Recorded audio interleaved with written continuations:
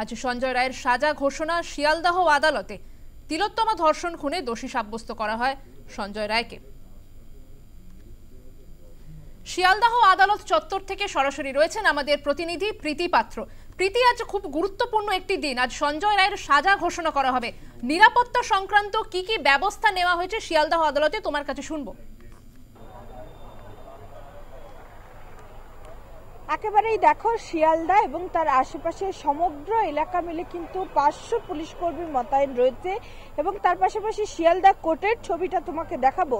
Sealdah court কিন্তু একেবারে 30 স্তরীয় নিরাপত্তা বলে ঘিরে ফেলা হয়েছে। 30 স্তরীয় কেন বলছি, আমি তোমায় ছবিটা দেখাবো। একেবারে 3টি ব্যারিকেড গড়ে তোলা হয়েছে। একেবারে এই প্রথম ব্যারিকেড, তারপরে কিন্তু পুলিশ কর্মীরা তারা দাঁড়িয়ে রয়েছেন, তারপরে আবারও একটি ব্যারিকেড এবং সেখানেও পুলিশ কর্মী মোতায়েন রয়েছে এবং তারপরে আবারও একটি ব্যারিকেড এবং তার পাশেও মোতায়েন করা রয়েছে পুলিশ কর্মীরা। অর্থাৎ একেবারে 30 স্তরীয় নিরাপত্তা বলে কিন্তু মুড়ে ফেলা হয়েছে শিয়ালদা কোর্ট চত্বর। আশেপাশে কোনো কিন্তু যে গাড়ি, সে সমস্ত গাড়ি পার্কিং করতে দেওয়া হচ্ছে না। কোনো মানুষকে, এই যে রাস্তা রয়েছে অর্থাৎ যে রাস্তাতে কালো কাচের গাড়িতে করে সঞ্জয় রায়কে নিয়ে আসা হবে, এই যে রাস্তা, সেখানে কিন্তু কোনো মানুষকে আসতে দেওয়া হচ্ছে না। কারণ যেহেতু সঞ্জয় রায়কে আর কিছুক্ষণের মধ্যেই শিয়ালদা কোর্টে নিয়ে আসা হবে, কোনো রকম পরিস্থিতি বা কোনো রকম খারাপ ঘটনা যাতে না ঘটে তার জন্য কিন্তু একেবারে প্রস্তুত রয়েছেন পুলিশ আধিকারিকরা। এছাড়াও আমি তোমায় জানিয়ে রাখবো, আজ শিয়ালদা কোর্টে কিন্তু থাকছেন 2জন ডিসি পদমর্যাদার আধিকারিকরা, অ্যাসিস্ট্যান্ট কমিশনার রয়েছে 5 জন, ইন্সপেক্টর থাকবেন 14 জন, এসআই পদমর্যাদার আধিকারিকরা থাকছেন 31 জন এবং এএসআই পদমর্যাদার আধিকারিকরা থাকছেন 39 জন। কনস্টেবল রয়েছে 299 এবং মহিলা পুলিশ মোতায়েন রয়েছে 80 জন।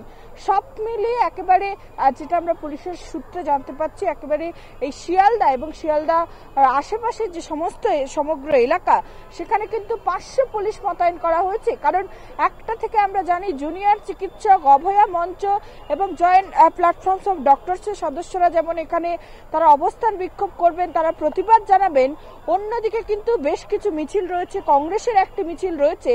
সব মিলিয়ে যাতে কোনো রকম কোনো আপত্তিকর পরিস্থিতি তৈরি না হয়, সেই কারণেই কিন্তু একেবারে শিয়ালদা কোর্ট চত্বর এবং তার আশেপাশের যে সমগ্র এলাকা, সেই সমগ্র এলাকা কিন্তু একেবারে নিরাপত্তার বলে মুড়ে ফেলা হয়েছে কলকাতা পুলিশের তরফ থেকে। এবং যেটা জানতে পারছি, প্রেসিডেন্সি জেল থেকে কিন্তু আর কিছুক্ষণ পরেই সঞ্জয় রায়কে তাকে একটি কালো কাচের গাড়িতে, অর্থাৎ অন্যান্য বারো আমরা যে ছবি দেখেছি কালো কাচের গাড়িতে করেই কিন্তু আজ থেকে এই শিয়ালদা কোর্টে নিয়ে আসা হবে এবং তারপরেই দ্বিতীয় পর্বেই কিন্তু রয়েছে সাজা ঘোষণা।